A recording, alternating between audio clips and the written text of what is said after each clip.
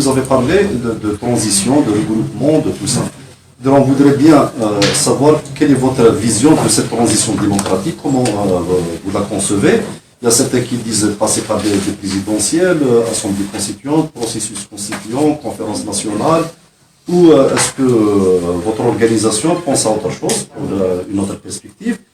Dans cette transition démocratique aussi, il y a d'autres pôles, si j'ose dire, c'est-à-dire qui parlent, je fais allusion au PAD, je fais allusion entre autres, c'est-à-dire il y a de nouvelles entités qui sont créées, où par exemple l'UDS, votre organisation, n'est pas impliquée. Est-ce qu'il y a des réserves? Non. Est-ce qu'à l'avenir, on va s'attendre à d'autres initiatives qui regroupent peut-être au-delà de ce qui existe aujourd'hui? Merci. En tout cas, un des reproches importants qui est fait à l'opposition en Algérie depuis de longues années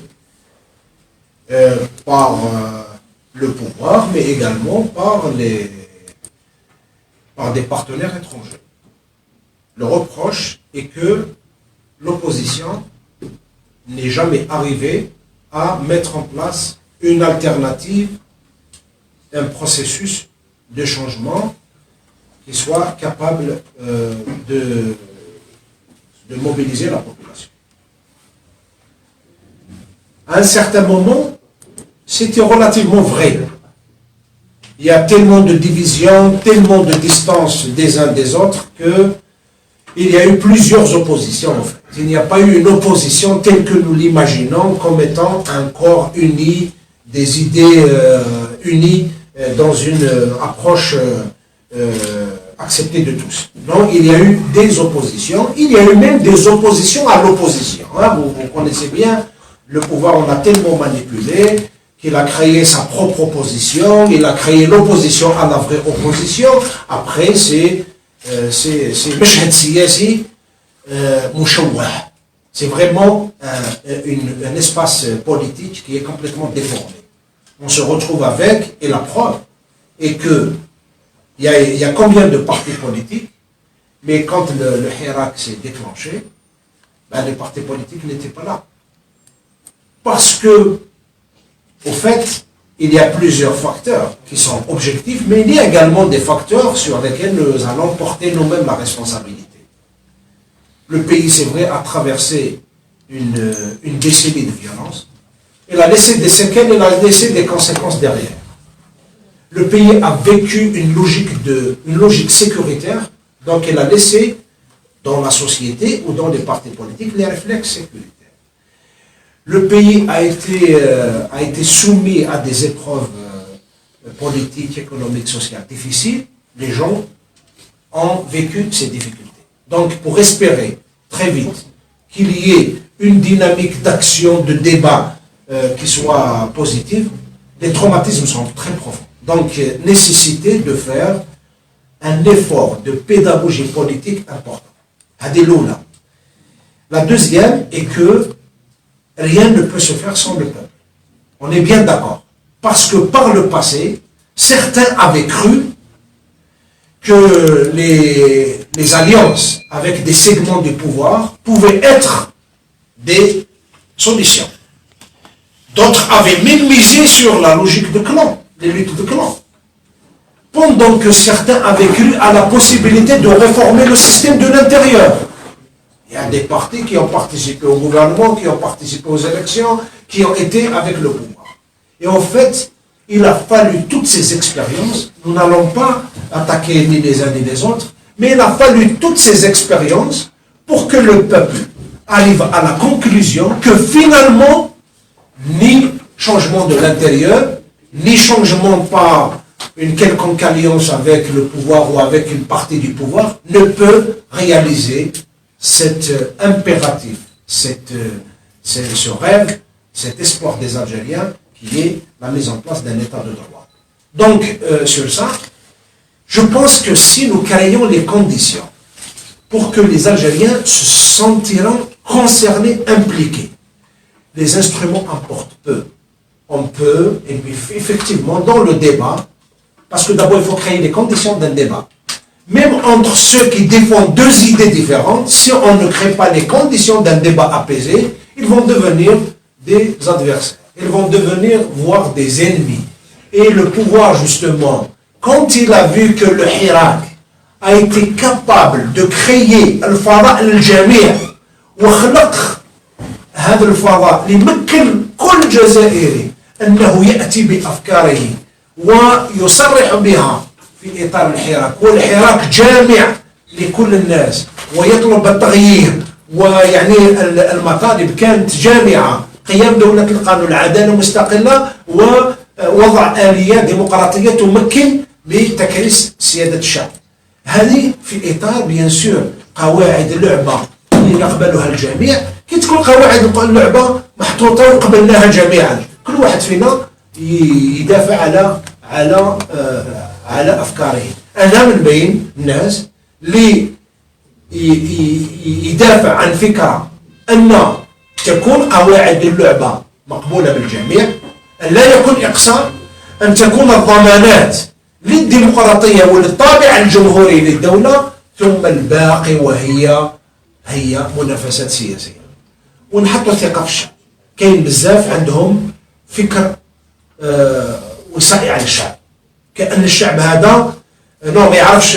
هذه العقلية موجودة في مجموعات من نخب ومجموعات مرتبطة بالنظام، يقول لك الحراك ويقول لك كذا كذا، وبالصح عطابو اسكو اون بو.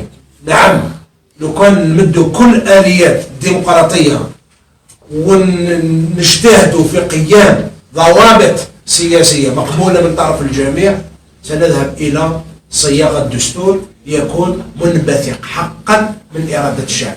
كيف بالشعب رفع بكل هذه اللافتات، بكل هذه المطالب، بكل هذه. احنا كشباب انت تريح في الموقع بتاعك على التواصل الاجتماعي، تقرأ يوميا ابتكار مقالات، امور اللي راه يبدع بها الشاب الجزائري. كل هذه الطاقه علاش تروح في الطريق مسدود؟ علاش نوجهوها في الطريق مسدود؟ كان عندنا امكانيه عندنا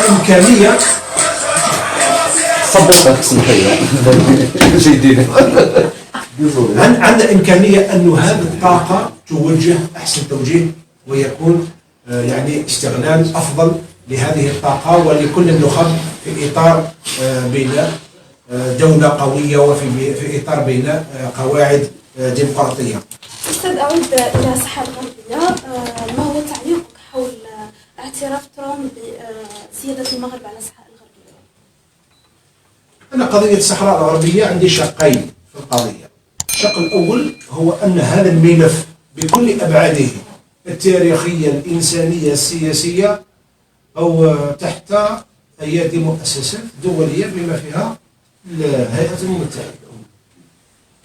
أظن بأن من واجب أي إنسان سواء كان في المعارضة أو في غير المعارضة، كان جامعي أو إعلامي أو سياسي، أنه يشارك في إعطاء كل الحظ إلى أن تكون المعالجة في إطار في هذا الإطار، وبكل سلمية حتى لا تنزلق الأمور إلى ما يحدث في مناطق عدة في العالم. الشق الثاني هو على المستوى الفكرة الشخصية.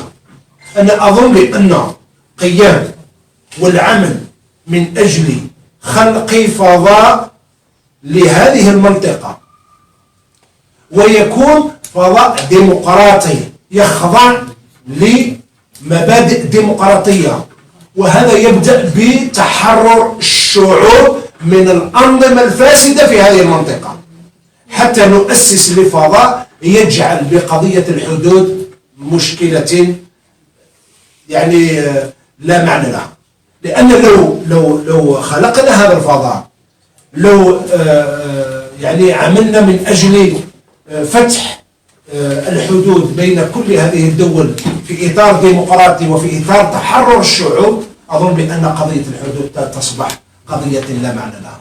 إذا قيام la mise en place d'un ensemble dans la région, qui soit un ensemble démocratique, qui soit fondé sur les principes de l'intégration, va faire de sorte à ce que les frontières deviennent un problème futile. Pour moi, si on arrive à créer les conditions باش تكون تحرر كل الشعوب من هذه الأنظمة الاستبدادية في كل هذه المنطقة، أظن بأن قد تكون عوامل يعني تخلق ظروف جديدة، جو جديد بين شباب كل هذه المنطقة حتى يؤسس إلى فضاء واسع مفتوح